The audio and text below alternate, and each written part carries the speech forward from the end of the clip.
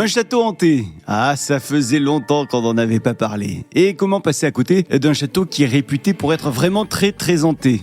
Alors si vous aimez le paranormal et le médiéval, le nom de Fougeray vous dit forcément quelque chose. Et pour celles et ceux qui ne le connaissent pas, ce château de Fougeray, ne bougez pas, on va tout vous raconter. La Fabrique Audio présente La Petite Histoire.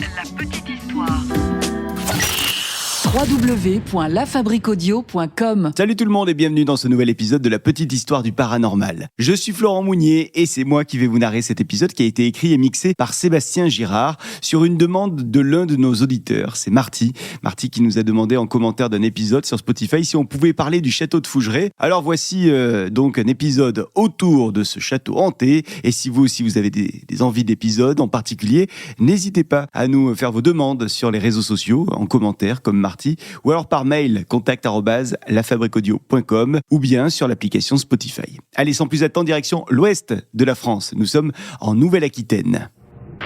Vous êtes maintenant ici, et quoi qu'il arrive, vous ne pouvez plus reculer. Le château de Fougeray se trouve perché sur les hauteurs de la Vienne. L'origine de sa construction est assez floue.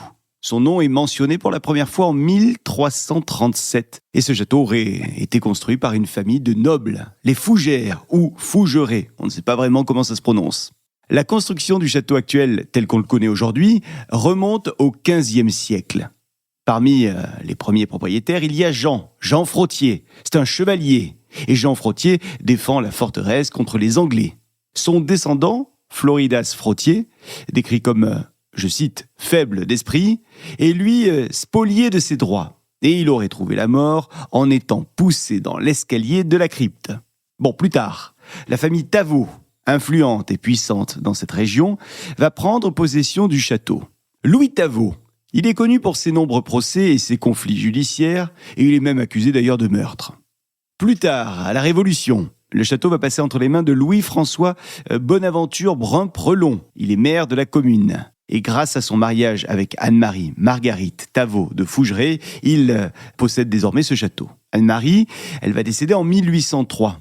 Et donc elle lègue le château à Louis. Et lui, il se remarie avec une certaine Adélaïde Rigaud. Après le décès de Louis-François, en 1813, Adélaïde devient propriétaire jusqu'à ce que ses enfants vendent le domaine à la famille Robin-Médard. Sous le Second Empire, une grande campagne de restauration menée par Louis-Ernest Robin-Médard, négociant en vin et administrateur de la Banque de France, va transformer le château de Fougeray en une demeure prestigieuse. Le fils Robin-Médard, c'est-à-dire Félix, il est cultivé et plutôt élégant, et il reprend le domaine avant d'être retrouvé mort dans son bureau. Nous sommes en 1898. Il a seulement 39 ans. Ça fait déjà quelques morts, vous l'aurez noté. Au début du XXe siècle, Paul Robin fait de Fougeray un haut lieu de rencontre pour l'aristocratie monarchiste. Sa fille, Alice, qui est issue d'une éducation catholique stricte, va épouser un ingénieur qui est un noble en 1924. Et elle va décéder tragiquement à peine 22 ans alors qu'elle attendait un enfant de cet ingénieur. Sa chambre, où certains disent encore percevoir une odeur d'encens, porte aujourd'hui son nom. Alice Robin. Dans les années 1930 donc, Maurice Patrice, industriel reconnu, achète le château.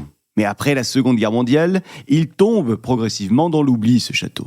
Acquis en 1963 par Yves Jacot-Perrineau, il est finalement laissé à l'abandon pendant des décennies. En 2009, une autre famille, la famille Geffroy, rachète Fougeray et elle entame sa restauration. Et depuis 2010, le château est autant connu pour sa préservation patrimoniale que pour les événements qu'il accueille en son sein. Il est même devenu un lieu emblématique pour voir des phénomènes paranormaux. Oui, parce que depuis l'arrivée des nouveaux propriétaires, beaucoup de choses semblent s'y passer.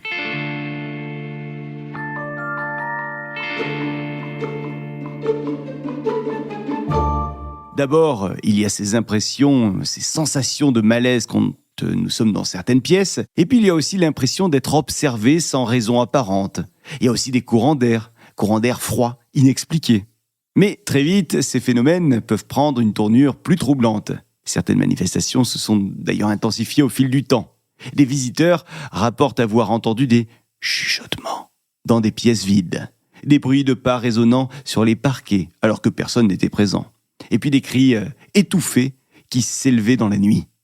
Il y a même certains visiteurs qui affirment avoir vu des ombres furtives se déplacer dans les couloirs ou encore des silhouettes en tenue d'époque qui apparaissent et disparaissent en un instant. Plus terrifiant encore, certains visiteurs disent avoir été touchés, avoir ressenti des caresses, des griffures ou des frissons inexpliqués sur leur peau.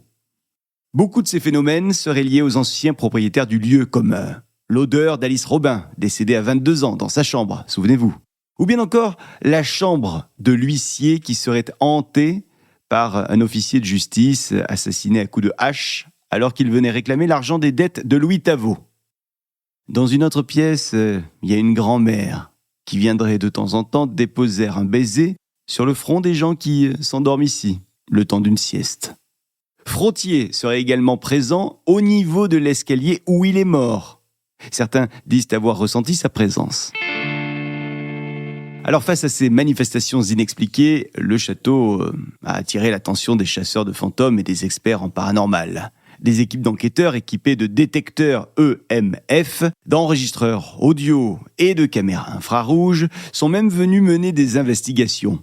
Plusieurs enregistrements ont capté des voix murmurantes, certaines semblant prononcer des prénoms ou des phrases brèves comme « pars d'ici » ou bien encore « aide-moi ». Des anomalies lumineuses auraient aussi été filmées. Des portes se seraient refermées brusquement devant les caméras et certains appareils électroniques auraient cessé de fonctionner sans explication. Aujourd'hui, quoi qu'il en soit, le château de Fougeray est devenu l'un des lieux les plus hantés de France, en tout cas avec cette réputation.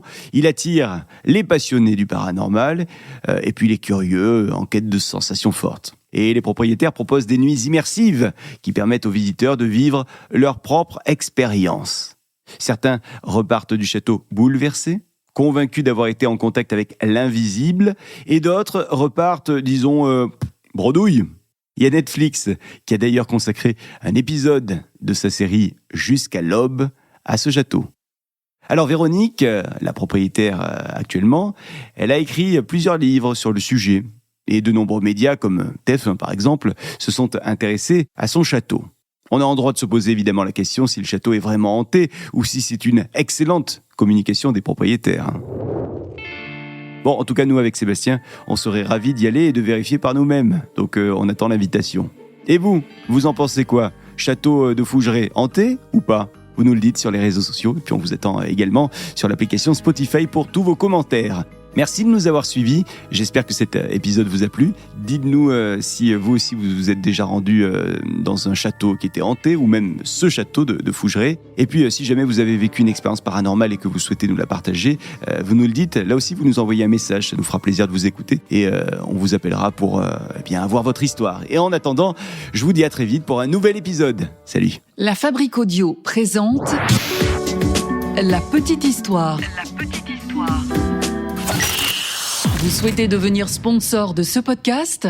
Contact @lafabriqueaudio.com. Avant de se quitter, je vous rappelle qu'on a créé le Patreon de La Petite Histoire. Désormais, vous pouvez donc nous rejoindre sur Patreon et avec cet abonnement à moins de 5 €, vous aurez accès à nos petites histoires sans aucune publicité, des bêtisiers de nos enregistrements, et il y en a pas mal, des vidéos de coulisses du podcast, un épisode bonus par mois pour tous les membres de la communauté, épisode que vous aurez 1 an avant tout le monde. Et chaque année, on vous fera également une saga inédite avec plusieurs épisodes de La Petite Histoire, saga que vous aurez là aussi 1 an avant tout le monde. Et en plus de tout ça, vous allez entendre votre prénom en début d'épisode parce qu'on prendra le temps de citer régulièrement nos auditeurs de la communauté Patreon.